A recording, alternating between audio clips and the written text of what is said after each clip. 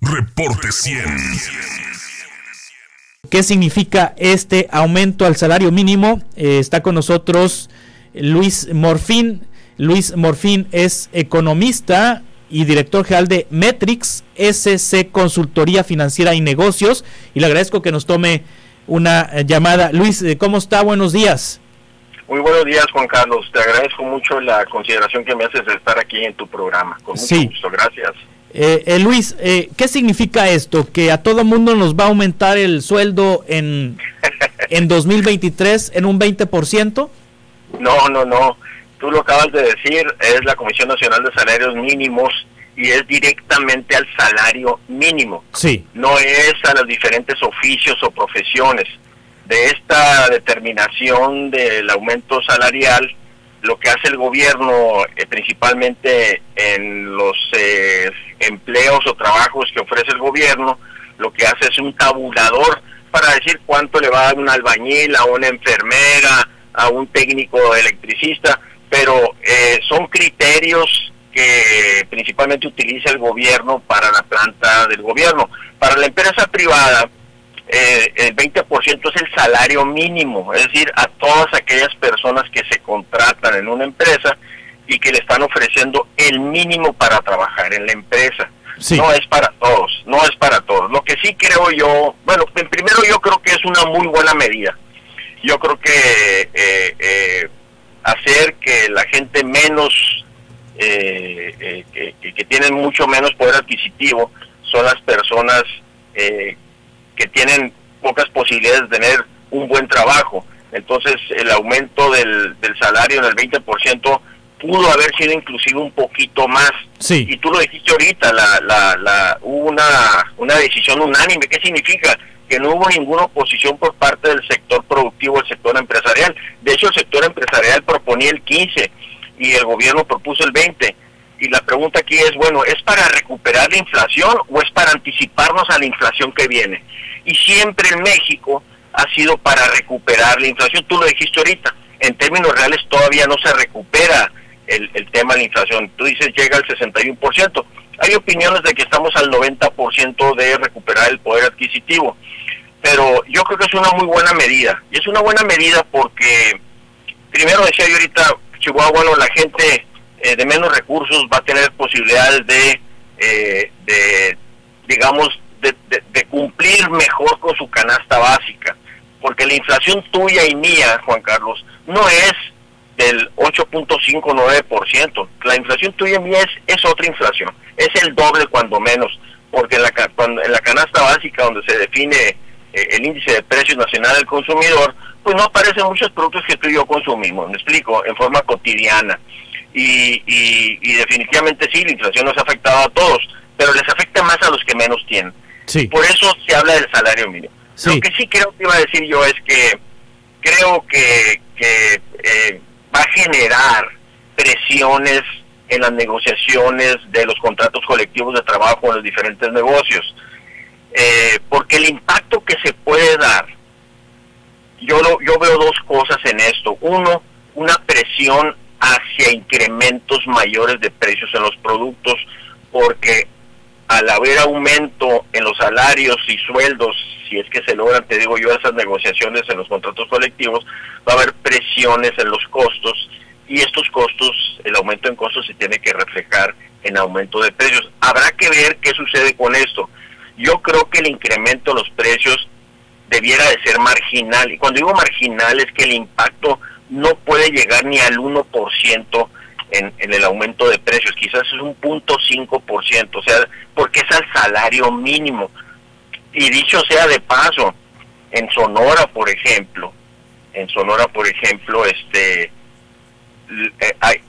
el nivel de economía es mucho mejor que en el resto del país, y aquí hay poca gente que gana el salario mínimo, inclusive la gente que trabaja en el campo, Juan Carlos. Sí. La gente que trabaja en el campo gana muy bien en las pizcas. De hecho, fíjate, seguramente estás enterado tú, pues, pero hay gente que se la traen de Sinaloa y del centro del país a trabajar en los campos agrícolas, en la pizca de los diferentes productos que se producen aquí. ¿Qué significa esto? Que el nivel de pago en la agricultura y en la industria es mucho mayor que el salario mínimo. Quizás el salario mínimo está afectando solamente a cerca de 18 millones de gentes, y esas gentes no son la gente que está aquí en el norte, es la gente que está en el sur. Sí. Pero yo creo que hay mucho beneficio en este aumento, porque mayor lana en la gente significa mayor demanda. Regularmente el mínimo lo pagan en micro, en medianas empresas, en pequeñas empresas. El mínimo es pagado, por ejemplo, no sé, una vendedora en un comercio del centro que le ofrezcan el mínimo. Ahora no deberá ser entonces su sueldo por debajo de los 6,223 mensuales. O sea, no puede ganar menos de 6,223 mensuales a partir del 1 de enero. A una persona que se le pague el mínimo por debajo de ese sueldo no puede ser, sería ilegal. Exactamente. Y mira, tú decía, yo te quería decir dos impactos. Uno es el que tú estás mencionando ahorita. Es muy diferencial el impacto en la pequeña, en la micro, pequeña, mediana y gran empresa. Es totalmente diferente el impacto. En México, Juan Carlos, hay más o menos 5 millones de unidades económicas. De estas 5 millones, más o menos el 95% son micro, pequeñas y medianas. Si quito las medianas de ahí, nos quedamos con más o menos que es el 87% son micro y pequeñas. A esas sí les va a afectar, precisamente porque tú lo acabas de decir. Ya hay muchas microempresas que ojalá tuvieran a todo el personal registrado ante el Seguro Social y que tengan todas sus prestaciones. No es así, pero ahí es donde posiblemente le va a impactar el aumento del salario mínimo. Y esto lo que puede suceder es que produzca desempleo. Sí. Y ese desempleo, el segundo impacto que yo quería mencionar es el impacto en la informalidad. En México se estima que la informalidad anda entre el 56 y 57% de estas unidades económicas que te menciono son informales demasiadas. En el centro del país, Juan Carlos, Guerrero, Hidalgo, Tlaxcala, Michoacán, la informalidad ronda en el 70%, Juan Carlos. En Sonora, para hablar en términos cerrados, ronda en el 40%, 41%. Es decir, el estado de Sonora comparado contra el sur, pues está mucho más desarrollado en todos los aspectos. Entonces, ahorita mencionas tú un salón de belleza, sí, que tiene 4 o 5 empleados, y que suponiendo que todos estén registrados en un seguro social, y hay un aumento del 20% al salario mínimo que están ganando, posiblemente tengan que despedir a una, pues, es a lo que me refiero. Entonces, yo creo que habrá que ver los números allá en el primer trimestre para ver qué pasó con la informalidad y qué pasó con el desempleo. Sí. Y la otra cosa es el momento. Venimos de una economía un poco enrarecida con todo lo que está pasando. Afortunadamente el pronóstico de cierre del crecimiento económico va a ser positivo. Hay gente que habla del 2.5 este año, hay gente que habla del 3%. Eso es bueno. Pero el tema del primer trimestre, el impacto ahí es donde aprovecha, digamos, las empresas y los negocios, porque psicológicamente es cuando se dan los aumentos de precios. Sin el 20%, la gente quiere recuperar el aumento de precios. Con el 20% puede ser que sea más.